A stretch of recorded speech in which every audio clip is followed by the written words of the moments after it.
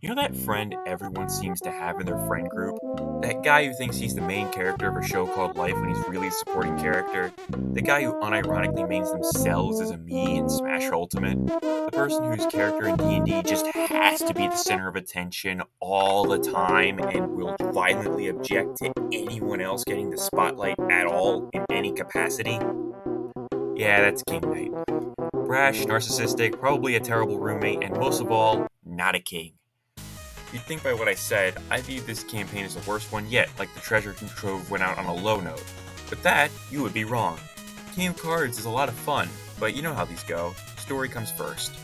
So the fact that this is another prequel, like Spectre of Torment, confused me at first, because not only is Spectre of Torment also a prequel, but there are several instances where Spectre Knight and King Knight clash, and none of them are at Broadmoor Keep, his boss stage. So what happened here? We'll get to that in a bit, because King of Cards has its own story between the flashbacks of Spectre of Torment and the actual meat of Spectre of Torment.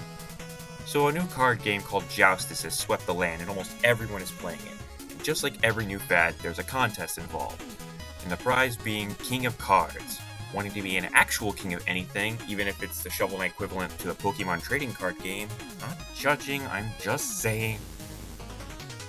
Anywho, you get the starter deck from Spectre Knight and begins his conquest. More on my actual thoughts of Joustus later. After this, the story mostly revolves around King Knight tackling the three Joustus judges, King Pridemore, Troupple King, and King Birder, and King Knight often butting heads with some of the other knights along the way. As it turns out, however, Joustus was all a ruse by the Enchantress in order to take over the valley, somehow. Anyway, long story short, King Knight betrays everyone, even his mom, and takes his post in Pridemore Keep. I mentioned before my confusion towards the continuity between this and Spectre of Torment. In actuality, King Knight was already part of the Order of No Quarter during Spectre of Torment, and the only reason Spectre Knight went to Pridemore Keep to fight King Knight was just to get King Knight off his lazy ass and get it back to work. Alright, so now let's get into Joustus before we get to the main meat of the game. I made the Pokemon trading card game comparison before, and yeah, it's kinda like that. But in all reality, it's less about making stupidly precise plays, energy cards, prize cards, boosting your damage output while covering the damage you take, or stalling until your opponent runs out of cards.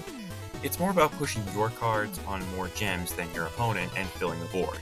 It's one of those easy to learn, hard to master sort of deals, you know? It's surprisingly addicting, and I found myself enjoying this side mode a lot more than I thought I would. With that said, how does the Goober King control? Well, King Knight is a simple man of simple goals, and as such has very simple controls. While he may dress fancy, how he progresses is rather plain, but with a twist. King Knight's attack is a shoulder bash, much like the Wario Land series. By pressing the attack button again at the end of the bash, he does this roll, but if he hits an enemy block or wall during the dash, he does this rebound twirl, where he can bounce on enemies, blocks, or just drill through dirt piles.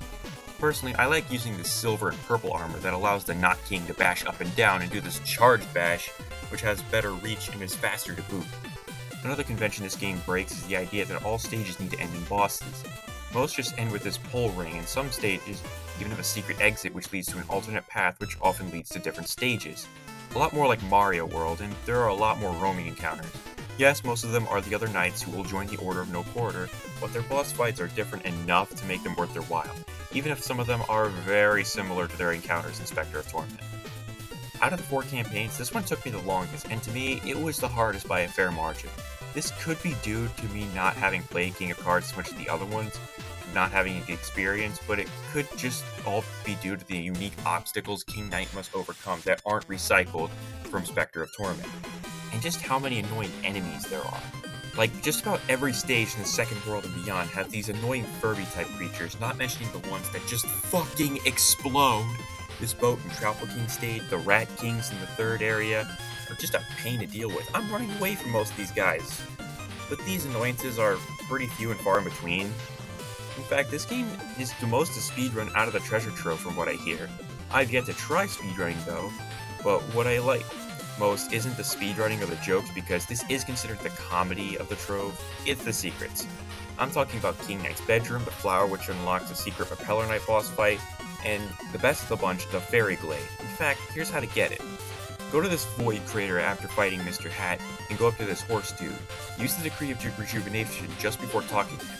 Normally, if you don't have it to talk to him, he pile drives you to a bottomless pit, but with the Decree of Rejuvenation, you'll instead be taken to the Fairy Glade, where you'll pick a fairy to become the Fairy King.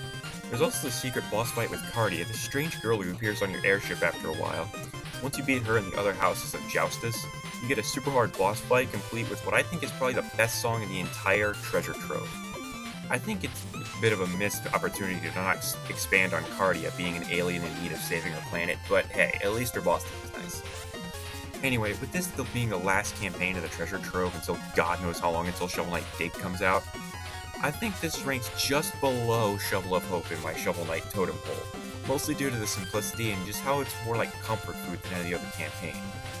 However, this is where I started to get a little sick of Shovel Knight. Playing these campaigns back to back to back to back was exhausting, even when I wasn't reviewing them for this channel. I can only imagine how anyone doing a Mega Man marathon must feel if I'm already getting burnout from one collection of 4 games as opposed to 10. On top of having burnout, remember how I said Spectre of Torment's New Game Plus was annoying? Well, clearly, they thought it wasn't annoying enough, because in King of Cards, while your treasure multiplies with the number of enemies defeated, one hit reduces that multiplier back down to 1, and sent a whole bunch of your treasure lying bouncing all around, and dying takes out almost all of your treasure. One thing I almost forgot to mention is the fact that this game doesn't just reuse tracks from Spectre of Torment, it also throws in a few Shovel of Hope songs in there as well as some of its own songs. And I don't know about you, but this has to be the best looking game out of the entire collection. With that said, I'll give this game a Diary of a Wimpy Kid out of 10.